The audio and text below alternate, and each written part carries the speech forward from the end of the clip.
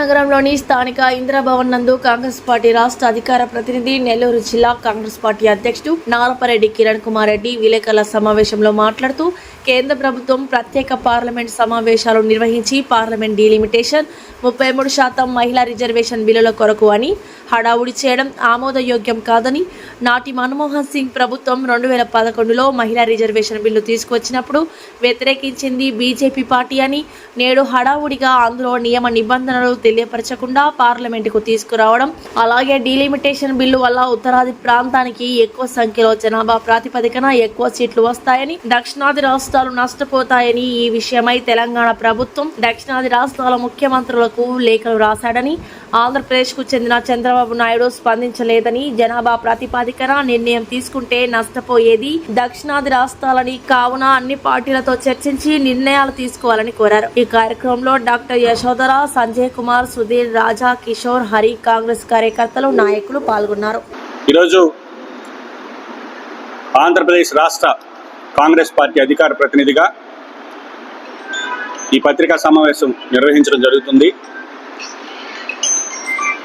కేంద్రం డీలిమిటేషన్ మరియు మహిళా రిజర్వేషన్ బిల్లుకు సంబంధించి పార్లమెంటు ప్రత్యేక సమావేశాలు నిర్వహిస్తున్నారు 16, 17, 18 తారీఖులు. ఈ డీలిమిటేషన్ అనేది దీని మీద రేవంత్ రెడ్డి గారు చంద్రబాబు గారికి లేఖ రాయడం జరిగింది. ఏమనంటే, ఉత్తరాది రాష్ట్రాలు దక్షిణాది రాష్ట్రాల మధ్య డీలిమిటేషన్లో సీట్ల పెంపు వల్ల మనమేమో దక్షిణాది రాష్ట్రాలు కుటుంబ నియంత్రణ పాటించి పాపులేషన్ గణనీయంగా తగ్గించాం. ఉత్తరాది రాష్ట్రాలు అందుకు భిన్నంగా అక్కడ పాపులేషన్ పెరిగింది. జనాభా ప్రాతిపదికన పార్లమెంటు నియోజకవర్గ స్థానాలు పెరిగితే ఉత్తర భారతదేశానికి దక్షిణ భారతదేశానికి ఆ సీట్ల పెంపులో వ్యత్యాసం ఎక్కువైతే దక్షిణాది రాష్ట్రాల యొక్క రాజకీయ ఉనికికే ప్రమాదం ఏర్పడుతుంది. మరీ ముఖ్యంగా బీజేపీ చాలా స్పష్టంగా అర్థమైపోయింది, దక్షిణాది రాష్ట్రాల్లో మనకి పట్టు లేదు. తమిళనాడు కానీ, ఆంధ్రప్రదేశ్ కానీ, తెలంగాణ కానీ, కర్ణాటక కానీ, ఈ దక్షిణాది రాష్ట్రాల్లో మనం ఉనికి కోల్పోతున్నాం. మనకు అక్కడ ఎలాగో పట్టు లేదు కాబట్టి ఉత్తరాది రాష్ట్రాల్లో ఎంపీ సీట్లు పెంచుకుంటే దక్షిణాది రాష్ట్రాల్లో ప్రధానమంత్రి యొక్క అభ్యర్థిని డిసైడ్ చేసే దానిలో దక్షిణాది రాష్ట్రాల పాత్ర ఉండకూడదని నిర్ణయించుకున్న తరువాతనే దీనికి ప్రారంభం చేయడం జరిగింది. ఇందిరాగాంధీ ఉన్నప్పటి నుంచి ఒకసారి 25 సంవత్సరాలు ఫ్రీజు, అంటే పార్లమెంట్ సంఖ్య పెంచకుండా ఈ యొక్క జనాభా సౌత్లో తగ్గింది కాబట్టి అప్పుడు ఫ్రీజు విధించారు.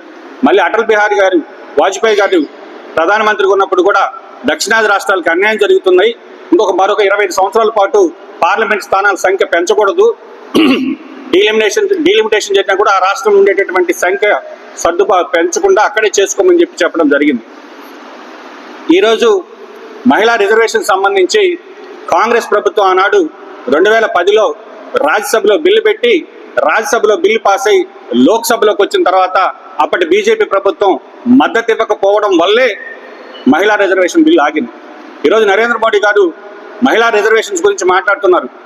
ఈరోజు హుటాహుటిన ప్రత్యేక సమావేశాలు పెట్టి దాన్ని ఏమైనా ఇమీడియట్గా అమలు చేస్తారంటే, ఇప్పుడు కాదు, మేము 2029కి అమలు చేసే దానికి ఇప్పుడు ఎందుకు అంత హంగామా చేస్తున్నారంటే, కేవలం రాబోయే రోజుల్లో అసెంబ్లీ ఎన్నికలు ఉన్నాయి తమిళనాడు, వెస్ట్ బెంగాల్లో, వాటి కోసం వేస్తున్నటువంటి కొత్త డ్రామా.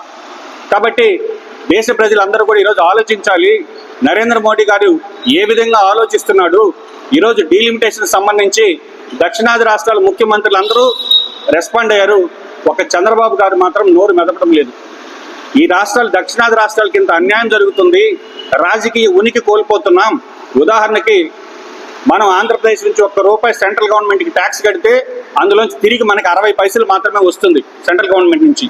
అదే బీహార్ లాంటి రాష్ట్రంకి ₹6.60 వాళ్ళు కేంద్రం వెచ్చిస్తుంది. అక్కడ మనమేమో రూపాయి కడితే మనకి 60 పైసలు మాత్రం మనకి వెనక్కి వస్తుంది ట్యాక్సుల రూపంలో. అదే బీహార్కి ₹6.60 కేంద్రం కేటాయిస్తుంది. కేవలం జనాభా ప్రాతిపదికన జరిగేటటువంటి ఎక్స్పెండిచర్ కాబట్టి మనం ఈరోజు దేశ నిర్మాణంలో దక్షిణాది రాష్ట్రాలు ఎన్నో ట్యాక్సులు కడుతుంటే ఆ ట్యాక్సులన్నింటినీ నార్త్ స్టేట్స్కి తీసుకెళ్లి ఖర్చు పెడుతున్నా కూడా ఈరోజు ఓర్చుకుని ఉంటాం. కానీ ఇదన్నీ దేనికోసం అంటే, ఇదొక దేశం, India is a nation United of all states. అన్ని రాష్ట్రాలు, అన్ని కేంద్రపాలిత ప్రాంతాలు, ఒక దేశం ఒక సమగ్రతకు సంబంధించినటువంటి అంశం. ఈరోజు దేశ సమగ్రతకే నష్టం వాటిల్లేలా దక్షిణాది రాష్ట్రాల్లో ఎంపీ సీట్ల సంఖ్య భారీగా తగ్గిపోతుంది, ఉత్తరాది రాష్ట్రాల్లో భారీగా పెరుగుతుంది. ఉదాహరణకి మనకి ఈరోజు 25 సీట్లు ఉన్నాయి, 50% పెరిగినా కూడా మహా అయితే 37-38 సీట్లకు వస్తాయి. అదే ఉత్తరప్రదేశ్ లాంటి రాష్ట్రాల్లో 40 సీట్లు కాస్త 80 అవుతాయి. అంటే మనకి పెరిగేదేమో తక్కువ, అక్కడ పెరిగేదేమో ఎక్కువ. నంబర్ ఆల్రెడీ అక్కడ ఎక్కువ నెంబర్ ఉంది కాబట్టి ఇంత జరుగుతున్నా దీని మీద కూటమి నేతలు కనీసం ఇంత అన్యాయం జరుగుతుంటే మాట్లాడలేనటువంటి పరిస్థితి. కాబట్టి చంద్రబాబు గారు ఈరోజు మీరు కూటమిలో భాగస్వామ్యంలో ఉన్నారు, ఈరోజు అక్కడ మీ యొక్క అవసరం ఉంది, అయినా కూడా మీరు కేంద్రాన్ని నిలదీయడం లేదు. ఎందుకు నిలదీయరని అడుగుతున్నాం.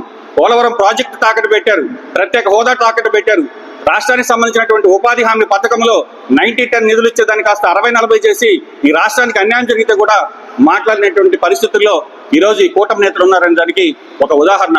కాబట్టి స్పష్టంగా చెప్తున్నాం, డీలిమిటేషన్ సంబంధించి మీరు ఈరోజు ముసాయిదా బిల్లు ఇస్తే అందులో ఏమైనా గైడ్ లైన్స్ ఉంటాయంటే అదేం లేదు, మేము ఒక కమిటీని వేస్తాం, ఆ కమిటీ డిసైడ్ చేస్తా అంటారు. కనీస గైడ్ లైన్స్, డ్రాఫ్ట్ బిల్లులో గైడ్ లైన్స్ కూడా పొందుపరచకుండా మీరు ఈరోజు ఆ చట్టానికి సవరణకు మద్దతు తెలపమంటే అది ఎంతవరకు సబబో ఒకసారి రాష్ట్ర ప్రజలు, దేశ ప్రజలు ఆలోచించాలి. కాబట్టి బీజేపీతో కొట్లాడగలిగేటటువంటి దమ్ము, ధైర్యం ఉండే పార్టీ కాంగ్రెస్ పార్టీ.